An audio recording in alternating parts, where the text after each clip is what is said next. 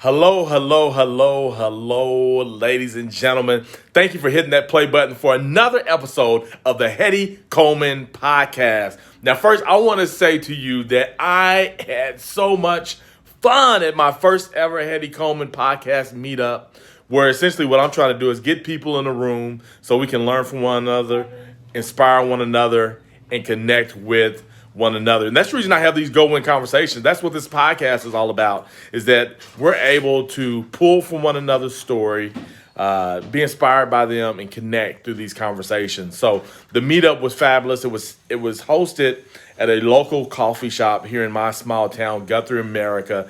We had almost 30, maybe 30, 31 people there. It was just great vibes, people connecting, people talking. And then I did my first ever podcast in front of a live audience. So that was really cool. And I can't wait to share that. I had a conversation with Phil Nichols. His company also sponsored the event. And so it was just really good. He has so much good information. And so I can't wait for you to hear that and learn from him and be inspired by him. And hopefully you connect with him. He's doing some really cool stuff. I love their mission as a company to want to add value to 1,000 companies, businesses over the next 10 years. So really cool stuff that they're doing. And that's the kind of stuff I want to connect with and partner with, because I believe in entrepreneurs. I believe in small businesses. We need them, especially I live in a small town. We need those in my town. So right now, you're getting ready to listen in on a go-in conversation that I had with James Hodge. This guy is a true entrepreneur, just bleeds it, started when he was really young, but I think you're going to learn a lot of right things to be consistent in if you listen through this whole podcast, this conversation with James. So, again, James Hodge, he and his wife, entrepreneurs here in the Oklahoma City metro area. Get ready for it. It's going to be good. I can't wait for you to leave some comments. Also, subscribe before we jump in this. Subscribe to my channel. Invite your friends and family to subscribe. More subscribers, the better. Here on wherever you're listening, whatever your favorite podcast app. Here on YouTube. Yeah, subscribe. I could use it. Now, ladies and gentlemen, go in conversation with James Hodge. Yeah!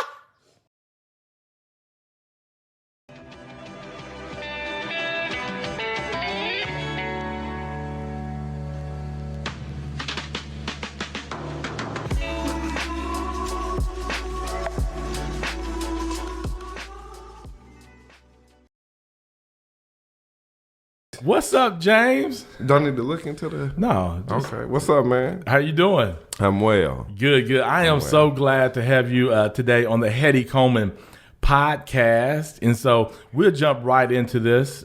Just give the people a little bit of some highlights from the time you were born to now. Just give some highlights. Give your story to us real quick.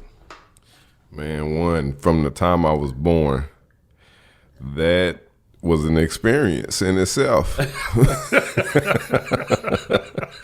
Wasn't it for us all? Just being born. But so just a little bit about who I am, where I come from, things of that nature. Who I am, I encompass a lot of roles, from father, husband, entrepreneur, just to name a few. I am definitely an entrepreneur. Been that since I was actually a boy. Probably started my first business at 9 years old. Okay. Yeah, cutting grass. All right. So were you like summertime come and you just grab your lawnmower and just go door to door? What did that look like? Initially, it started out of necessity, just being able to, or the need to cut my own grass. Okay. So I had a cousin who gave me a lawnmower, and it was like the lawnmower hit my hands, and next thing I was making money. I started cutting out my family members' yard, and then start walking the neighborhood and cutting the neighbor's yard. And me, I was born as an entrepreneur, so immediately I started saving my money up. Went to the pawn shop and bought another lawnmower and hired the kids in the neighborhood. Get out of here. At 9. That's great. Now, is this this Oklahoma City? It's right? Oklahoma City. What part of Oklahoma City were you on? The east side? East side of Oklahoma City. Okay. So I had all my friends in the neighborhood working for me. I did that from probably 9 until 15 or 16. Then I went and got a job, which I should have continued that entrepreneur. You should have kept the lawn service business. You know, you live and you learn. It was one of those things that my parents didn't know. Yeah, for sure. They didn't understand that aspect. So it was, go get a job. I was like, all right, so that's what I did. But I always had some type of hustle in me or hustle going. So it never stopped. Then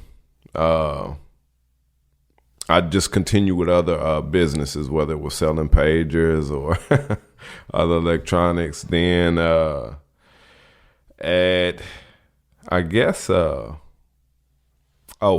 cut her. Okay. I guess in 5th grade I started cutting her, and to this day I still cut her whenever I find some time. Or if somebody called me for a haircut, you know, I hustled up a haircut here and there for some gas money, enough money to buy a peanut butter and jelly sandwich. I do that.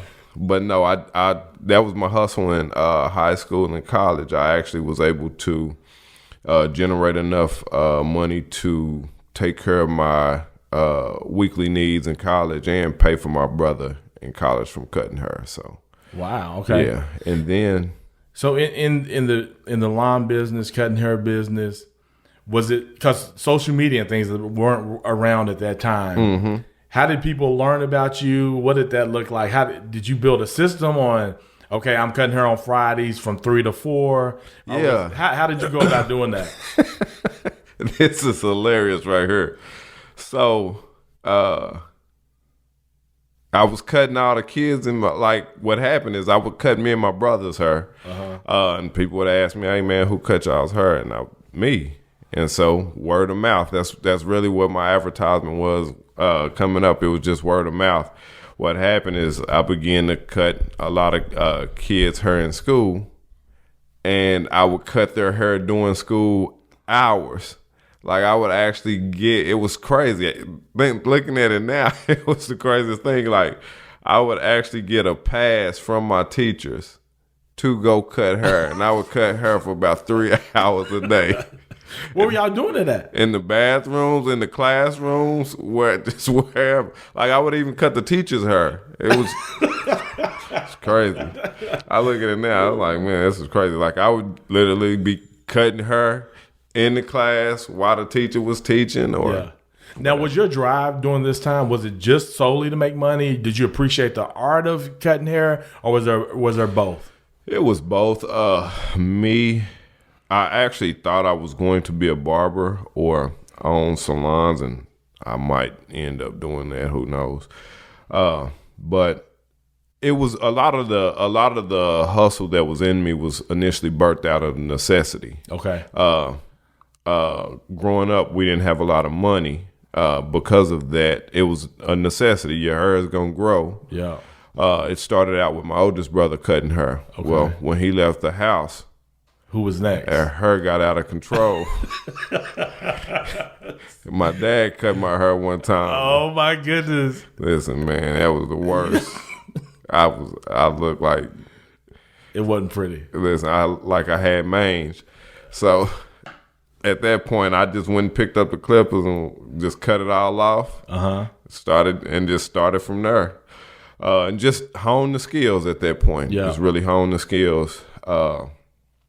And then from there, just continue to develop. Even to this day, I still watch YouTube videos about her, and it's crazy. I like women's hair, men's hair, how to condition it, how to strengthen it and make it grow. Like I'm just fascinated with it at this point. So yeah, I'm looking at your beard. It looks well manicured. Like you take good care of it. Like you got some oil on it or something. It looks really healthy. That's just radiant. Just radiant. It looks really good. No, I got some more. I got some oil on it. Hey, man, stop. Don't do that. It looks good. I'm sorry, y'all. For those who are, I'm sorry. For those of you who are listening, you might want to jump on YouTube to see this if you want to see this man's. You all see that beard. Listen, man, it's popping. It's popping. So I hear you say, man, entrepreneur as a young boy, start hustling, cutting grass. Out of necessity, some of these things happen because of financial reasons. Absolutely. Whatever. But then also the necessity of you need to groom your own hair, not having the money to do that.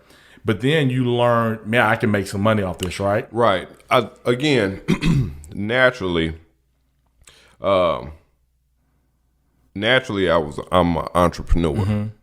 But I think for me, it was a perfect storm, for lack of a better term, because we did not have certain things growing up. It forced us to get out and explore and have to either figure things out or just explore what we were talented in, or explore the avenues of us figuring things out. Of okay, if we want a haircut, if we want the yard mowed, if we want this or that. If I remember I believe it was 8th grade, man. That's when the white K-Swiss came out. I was in 8th grade. That's when everybody was rocking the white K-Swiss. Yeah. And I wanted me a pair of white K-Swiss, but I knew my parents wasn't gonna have money they didn't have money for stuff like that. And so, going back to school, you had to be fresh. Yeah. And so I was like, man, I'm gonna get me some white K-Swiss. So that summer, I was cutting grass and doing my thing on the lawns, and it was actually crazy because my oldest brother, he was telling me, he said beforehand, before I bought them, he was like, man, just save your money up, and then I'll take you to go get some before school starting. So I remember, saving my money up. And when it actually came time to go school shopping, man, I'm definitely thankful I had more than enough money to not only buy all of my school gear, but buy me a couple pair of K-Swiss. So that was probably one of the biggest highlights at that point. Yeah. Just since that time, I just been running. Just the pride, just something in you to feel like, man, I can make some stuff happen. Right. And that, I think, as a kid, having that victory, it gives you a sense of confidence that, if I really buckle down, I can accomplish anything that I want to. So at that moment, do you think today you're still an entrepreneur, you own a business? Do you think during that time you were learning some of the stuff to be able to do what you do today? Because now we haven't really talked about this. You can kind of share what you do and the work you do, but now you're not just taking care of yourself. You have employees. You got to make sure that you meet payroll. Some of that same that you felt that in 8th grade, for me to get these shoes or my clothes, I got to go make this money. Yeah. It's no different than today, right? Tell about the work you're doing and what that looks like. It's no different than today, and I'll share a little bit with you. So initially we started out as a cleaning company. Now we're a full facilities management company that encases cleaning, floor care, glass care, landscaping, and construction. That grew out of a necessity. Initially, again, we started off as a cleaning company, and a lot of our clients were, hey, can you do this? Can you do that? Can you do this? Well, one thing that I'm thankful for in my life is being able to develop my problem-solving skills. And so for me, I don't really see problems. I see more opportunity than problem. So if you ask me to do something, I may not know how to do it, but I can figure it out. And so because of just that mindset, as my customers would approach me about different needs in the facilities, I would just go to work on figuring those solutions out. And out of that, we were able to evolve our cleaning business into a facilities management company. So that's one thing. Because I can't sit still, whenever I got free time, I look at what other business I could do or how I could help somebody else out. And I think that really evolved my mentality from I stopped thinking about money from the standpoint of I need to get money to if I want to make more money, I need to help as many people as I possibly can. Mm-hmm. So that's really ultimately at this point in my life, and I'm thankful for it, I can look at how many people can I help in my lane. So I look at what I'm good at. If I'm good at making money, now I look at how many people can I help? How many people can I get involved or network with to where I'm helping them reach their goals or dreams. And that's ultimately what I do now. And that just constantly has me either evaluating business, consulting in business, or opening up other businesses, hence the logistics or independent courier business and day trading, podcast, and then I have some other business ventures that I'm currently in conversation with about partnering with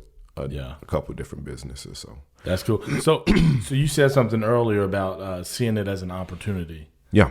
Is that something that you feel like? So I'm a big believer that in order for us to continue to thrive as a city or a community, we got to really start investing in our young people. And oftentimes that investment is kind of teaching our young people to see things from the aspect of it being an opportunity and not in a negative way, right? So, man, there's nothing to do in our town. Okay. Well, there's a great opportunity, right? So is that something that you can teach, or do you think that's something that you just naturally – did you learn that, or did you naturally get that? It's definitely something that can be taught. How you have to teach it, though, is you have to make an assessment of where they are in their head. After the initial assessment, then you go into reprogramming. If you see something as a problem, then that's what it'll be. But if you can change the narrative and start seeing opportunities, then instead of running from problems, you'll actually run towards them because you'll welcome opportunities to sharpen your skill set. So, and to grow resources, from what I'm hearing you absolutely. Say, it's like, man, if I see this as an opportunity to be able to grow resources in order to help other people absolutely things that they want. Me,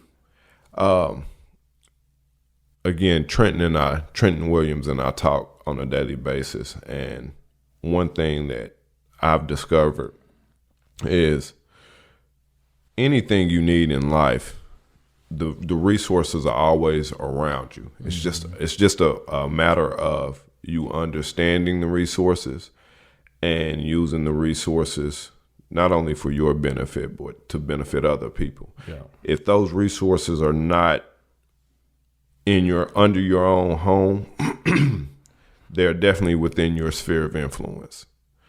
And even if they're not in your immediate sphere of influence, it's just a matter of networking outside of your sphere of influence to see what resources are available to you. Can you give me an example of what that looks like? Absolutely. And this is a real life experience. Yeah. A buddy of mine called me and he said, man, I only got $300 to last me to the next pay period. I don't know if I'm going to be able to make my ends meet. That was his problem. But for me, it was an opportunity. So I began to coach him financially. So I said, well, what do you have in your home to sell? He started laughing. I said, I'm serious. What do you have to sell? He said, Well, man, I think I have an old stereo system. I can sell it. I said, okay, sell it. I said, let's see if we can double your money before a pay period. Go from 300 to 600. Will that help you make ends meet? He said, absolutely. The same guy wants to be a business owner. So we ran a scenario that happened to be a real scenario for him. So I said, okay, sell the stereo. I said, in fact, I have 2 couches that I want to sell. I said, they just been sitting in my house. I need to sell them. I'm not doing anything. If you come take pictures of them, post them, sell them, I'll split the profits with you. The least amount you'll make is $100, maybe $200 off of them. That's, you doubled your money right there. I said, what other things do you have to sell? He said, nothing. I said, well, let's look at your skill set. You make cookies and cakes. He wants to open a bakery. I said, you make cookies and cakes. It's no excuse of why you don't have why your business is not open now. I said, jump on social media, Facebook, and start advertising. I said, you don't necessarily need a brick and mortar to have a bakery, especially today. Yeah. So I told him to get on social media and start advertising cookies and cakes. I gave him a marketing tool that he could actually go out and market with. And immediately his bakery was birthed. He has 2 kids. He could teach one of his kids how to market, the other kid how to bake, and he handles the sales. So he's doing sales.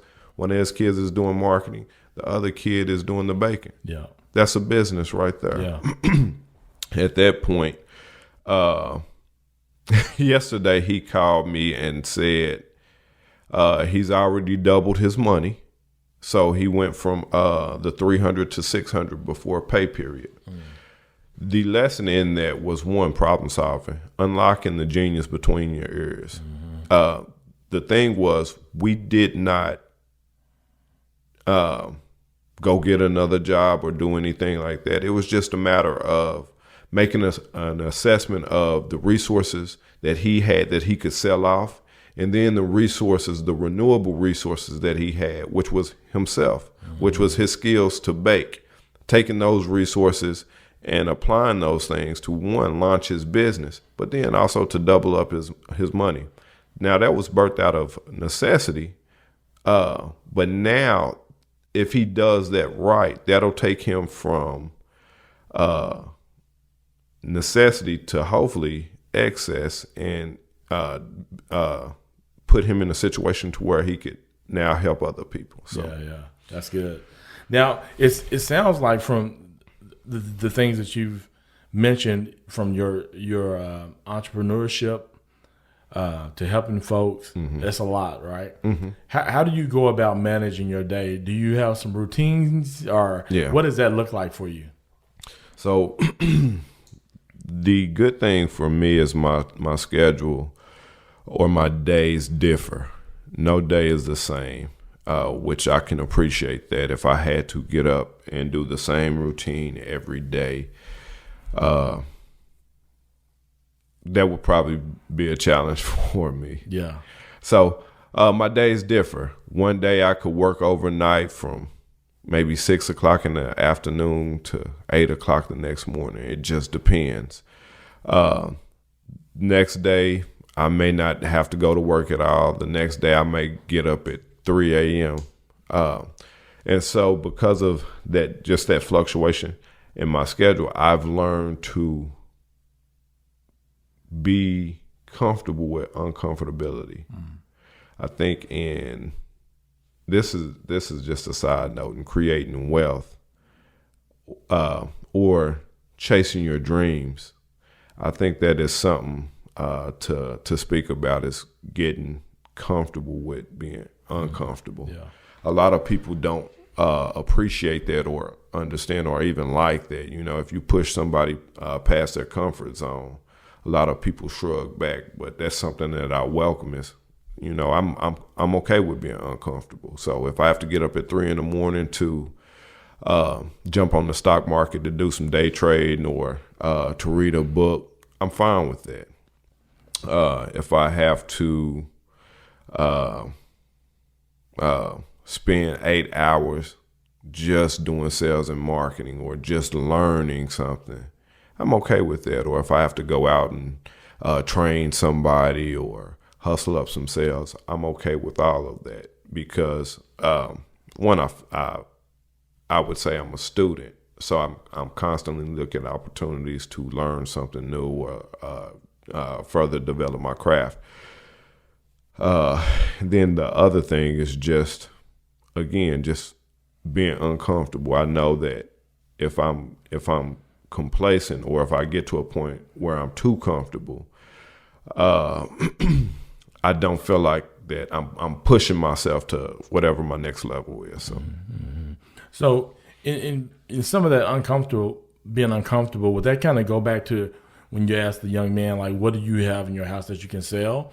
Like sometimes there may be something in our house for sale, we just don't want to let go of it, even though it's not a need. Mm-hmm. So now we feel a little bit uncomfortable about letting something go. Mm-hmm. Like in that, because I think to be a hustler, let's just call it what it is. Mm-hmm. I'm hearing hustle. Mm-hmm. And I think, and in that, hustlers know, like, it's not about having stuff that I want, but it's about first meeting the need. And so I'm willing to let go of the thing that I want in order to make more. Absolutely. Because then you can have that overflow, if you want to say it, if you're willing to kind of live in that place of just like, I can sleep on the floor. Like I tell people all the time, like, I don't need a bed or anything. I sleep on the floor. Like I grew up hard. So in that, I'm always willing to be like, I'll take a risk. Right. Because I can live on just my needs. Right.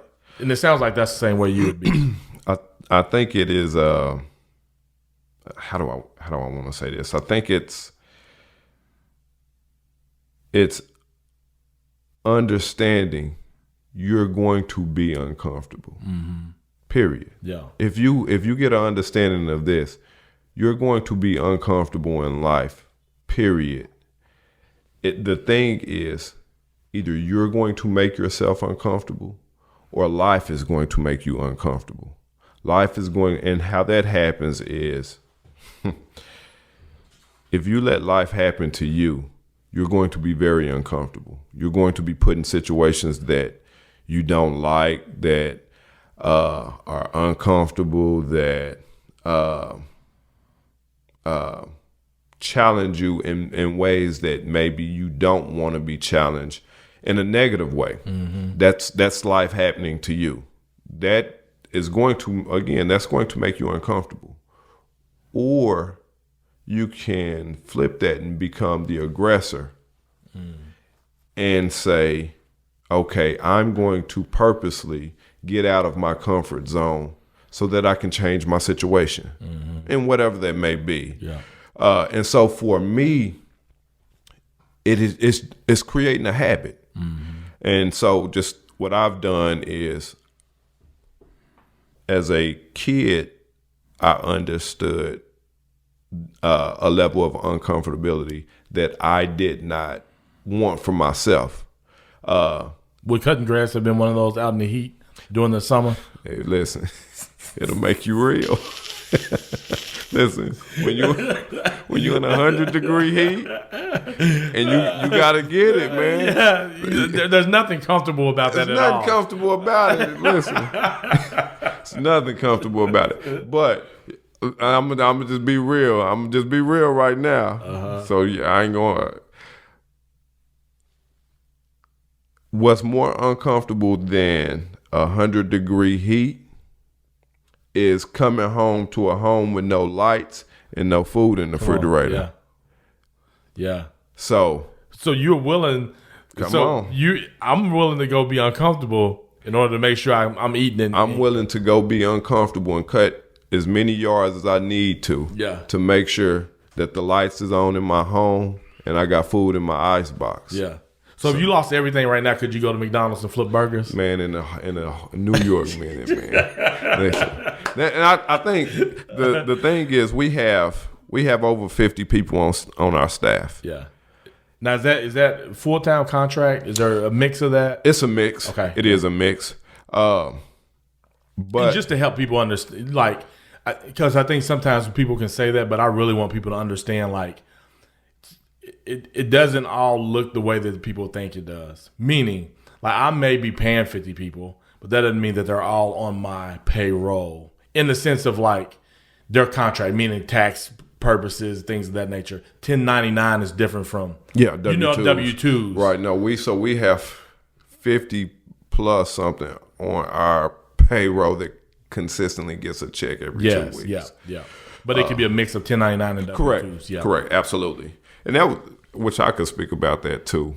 That was something I had to get an understanding of is business comes and looks many different ways. Yes. It looks many different ways. That's a different podcast. Yeah, that's what I said. it can look, like today I'm in a hoodie and sweats. Yeah, it can look like suit tie. Yes, man, it can look in it can come in so many different facets, man. I had to overcome the stigma of to conduct business, you have to look professional. You have to act a certain way. You have to look a certain way and speak a certain way. To the point of now, I'm just like, hey man, I'm comfortable. I'm comfortable in who I am to where I can go out. I feel like, hey man, I can sign $1 million contract just like I'm dressed because I've done it before. Yeah. So I'm like, man, and the reason I even bring that up is I feel like it's important for people to understand, especially young people, to understand. You make the narrative. You don't have to fall in line with the status quo. Yes, the picture that has been painted of business. Yeah. You can actually change the narrative. The thing that does it is whatever you're providing, make it quality. Yeah. Make that quality. Whatever it is you're doing, make that quality, and you be a quality person. Focus on the relationship and not the actual business or the sale of the business. And people are attracted to that. Mm-hmm. So whether you come in a shirt and tie or a hoodie, now you don't want to just come in hoodies all the time because, you dress accordingly. But don't think if I don't have a shirt and tie or some slacks that, I'm not going to get the business or people are not going to want to do business with you. One thing that I've learned is money likes making money, period. And so if you have a good product and you are as polished as you can possibly be when presenting that and it makes sense, people are attracted to it. It's not about, I was at a conference speaking last month, and when I walked up to start getting my PowerPoint together and all that, and the guy walked up to me, and I'm with the guy who booked me for the event, and the guy comes up to me, he's like, "Oh, I didn't know it was Casual Friday." Because I just wore the same thing. I just had on my black hoodie. I had on my black pants. I had on my red socks. I had on some sneakers. That's funny. And I had on my stocking cap. Yeah. Now, the audience had on suits and ties. Right. And the event planner was like, well, man, this is just how he rolled. We knew that before we booked him. Because they weren't wanting me to be in a suit and tie. They want the information that's in me. There we go. And that they knew that I'm capable of presenting. Right. And so then afterwards, the guy comes up to me. He says this to me. He's like, man, I've never seen anybody take control or navigate a room full of, because it's a room full of city managers the way that you had, know. And so, because I was just being me. Right. Now, if I would have came in there in a suit and tie, I'd have felt a little uncomfortable. I wouldn't have been me. Right. So they wanted the best me. But in the same sense, what you're saying, like I'm aware I ran for office. Right. And so I know that's the more of a suit and tie kind of get up. That was a choice I made. Mm-hmm. I could have made choices like, no, I don't want to do that because I don't want to put on a suit and tie. Mm-hmm. And oftentimes people need to understand you can yes or no it. Mm-hmm. You can either say, yes, I want to play that game, or no, I don't want to play that game. Right. And go find the game you want to play. Right. Don't feel like you have to go down that. It's kind of like college or no college. Right. You don't have to go to college. Right. But have a game plan. Have some type of plan. Yeah, man. Are you going to flip burgers? You going to cut yards? You going to grow a business? You know. And so, and that's what I'm hearing from you. And so can you kind of tell us some of the things, like just in this basic form, like for that person who's saying, hey, I want to go start a business. Yeah. What would be like the 3 to 5 things you would say you need to be consistent in doing these things? And there could be a lot of them, but just give us 3 to 5 of them. Like, be consistent in doing this to achieve the win of becoming your own boss. One thing is you have to plan. So many people fail just from the lack of planning. And it's not that you're going to be able to plan for everything or have it all figured out. One thing that I tell people when talking to them about a business is it took God 7 days to create heavens and earth. He didn't do it in one day. Yeah. He didn't just put out a finished product. Yeah. So if he has to develop something, Yeah. who are you or who are we to not have to that we can just put out a finished product from the inception of something. It just doesn't happen like that. So preparation is key. Preparation is definitely key. Problem solving. Another thing is not getting stressed out, man. Just being able to manage your stress level and divert that negative energy into or convert that negative energy into some positive energy that you can do something with. So I think preparation, stress management,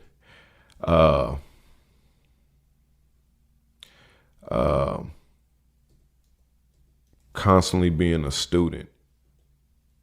Even when you roll out with your business, just constantly look to put out a better product, or what can you do? Ask yourself and answer, hey, what can I do to make this better or take this to the next level, or what's my next step? So just constantly being a student and challenging yourself to be the best you can be daily. My wife, she often looks at me and she says, I feel like you're hard on yourself. You're too hard on yourself at times. But something I had to tell her is, if I'm not hard on myself, then who will be? You know, for me, I'm not one to wait until life is hard on me, because something I've learned is energy and effort. You're going to spend energy and effort either being successful at something or failing at something.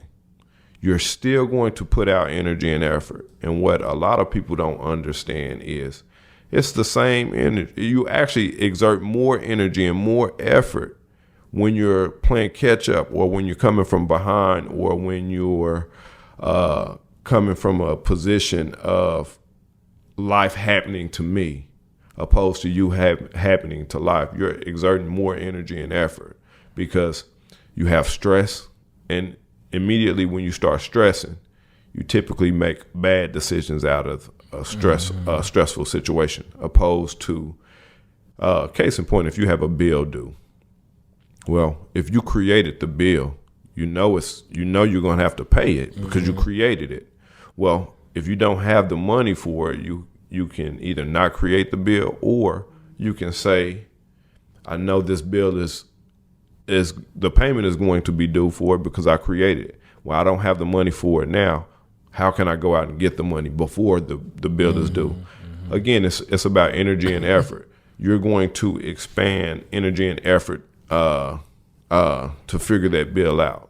The thing is, you can either be proactive or reactive in doing it. Just in my experience, if you are reactive, it tends to come back and bite you even harder. You have stress, bad decision making, and just out of those two elements alone, you do what I call missteps, which are, if you make a bad decision, now you got to come back and combat that bad decision with another decision. Well, if you're in a reactive state, how many negative decisions are you going to make before you make a positive decision? Well, if you are the aggressor and you say, okay, I'm going to attack this bill or attack this situation before it happens, now you have time to process your thoughts.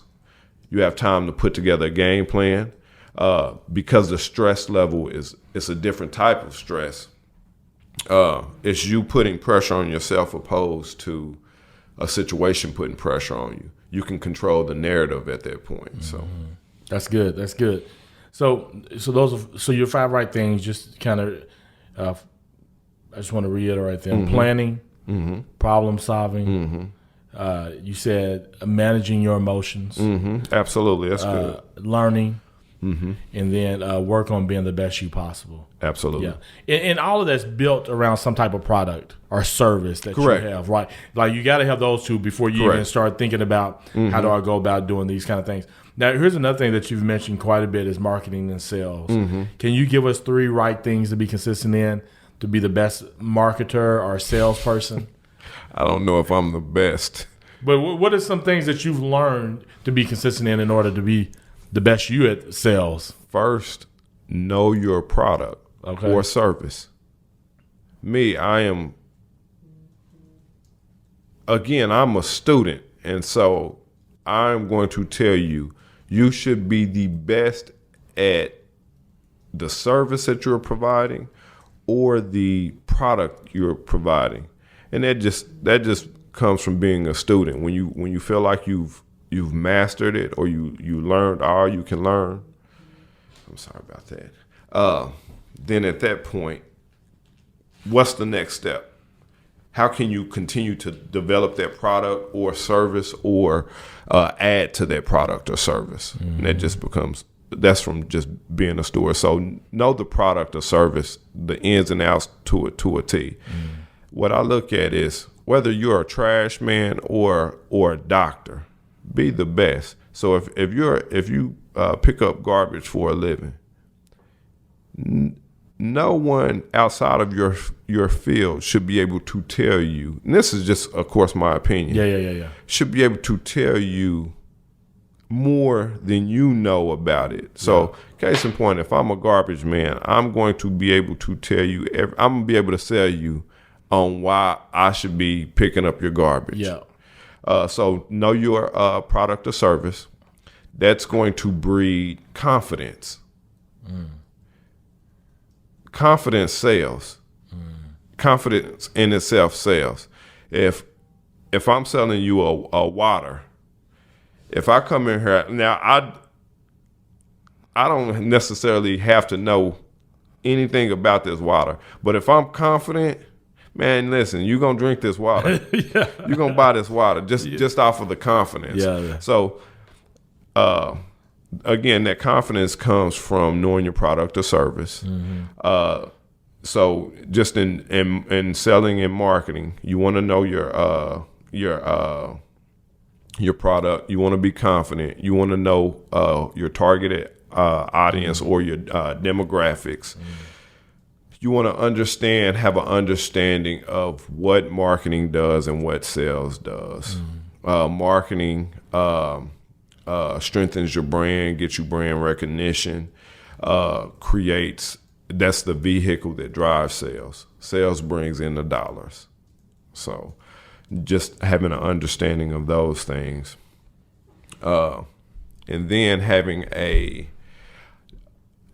differentiating factor. What makes you different from the competition, Yeah, that's good. So that's good. That's good. Being able to ask and answer questions like that, I think, help you in your sales and marketing and developing that platform. I love it. Well, man, how can people learn more about you? How do they follow your business or your website, social media?